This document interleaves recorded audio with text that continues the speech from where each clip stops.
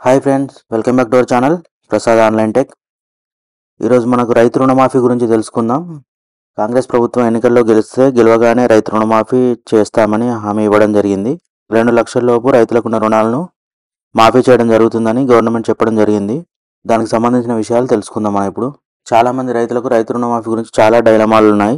చాలామంది నాకు తెలిసిన వాళ్ళు మాకు రుణమాఫీ వస్తుందా రాదా అని అడుగుతున్నారు. వాళ్ళకి అసలు ఈ డౌట్స్ ఉండడానికి కారణం ఏంటిది, అసలు రుణమాఫీ ఎవరికి వస్తుంది ఎవరికి రాదు అనే విషయాలు ఇప్పుడు మనం ఈ వీడియోలో తెలుసుకుందాం.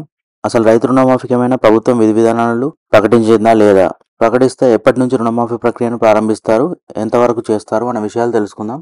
అందరికి ఇన్ని సందేహాలు ఉండడానికి ముఖ్య కారణం, ఇంతకుముందు ప్రభుత్వం ₹1,00,000 వరకు రుణమాఫీ చేయడం జరిగింది.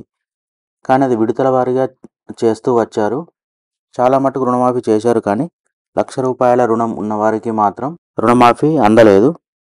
దానికి కారణం చివరిలో రుణమాఫీ చేయడం ప్రారంభించడం వలన ఎన్నికల ముందు బడ్జెట్ సరిపోకపోవడం వలన ₹1,00,000 రుణాలు మాఫీ చేయలేదు. అయితే ఇక్కడ రైతులందరికీ వచ్చే మొదటి సందేహం ఏమిటంటే, ఇంతకుముందు రుణమాఫీ అయిన వారికి రుణమాఫీ అవుతుందా, కాని వారికి రుణమాఫీ కాదా అనే సందేహాలు ఉన్నాయి. ఇందులో మరికొంతమంది మాకు ఇంతకుముందు రుణమాఫీ అయింది, అయినా మాకు ఇప్పుడు కూడా రుణమాఫీ అవుతుందా, లేక మాకు ఇంతకుముందు అయింది కాబట్టి ఇప్పుడు రుణమాఫీ మాకు వర్తించదా అనే సందేహాలు ఉన్నాయి. దీనిపై మాకున్న అవగాహన మేరకు మీ సందేహాలను తీర్చే ప్రయత్నం చేస్తాం. మొదటగా ఇంతకుముందు ప్రభుత్వంలో రుణమాఫీ కానివారి గురించి చూద్దాం.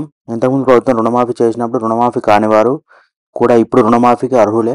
ఇంతకుముందు మీకు రుణమాఫీ వర్తించకపోవడానికి ముఖ్య కారణం, విడతల వారీగా రుణమాఫీ చేయడం వలన లక్షలోపు రుణాలు ఎన్నికల ముందు చేయడానికి ప్రయత్నించడం వలన అప్పుడు బడ్జెట్ సరిపోక మీకు రుణమాఫీ ప్రభుత్వం చేయలేకపోయింది.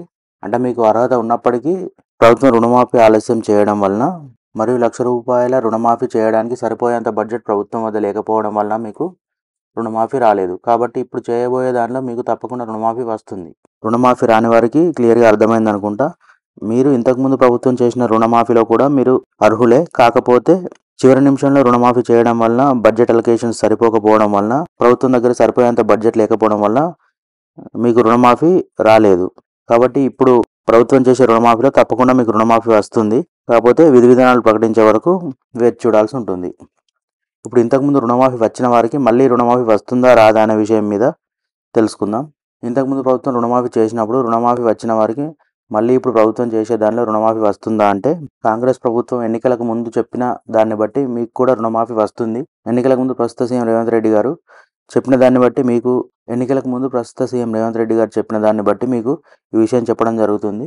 కానీ ఇందులో మీకు ఒక విషయం అర్థం చేసుకోవాలి. కానీ మీకు ఇంతకుముందు ప్రభుత్వం రుణమాఫీ చేసినాక మీరు బ్యాంకుకు వెళ్ళి మళ్ళీ రుణం తీసుకున్న వాళ్ళకి మాత్రమే ఈ ప్రభుత్వం చేపట్టబోయే రుణమాఫీ వర్తిస్తుంది. అంటే మీకు ఇంతకుముందు ప్రభుత్వం రుణమాఫీ చేసింది, అది మాఫీ అయిపోయింది.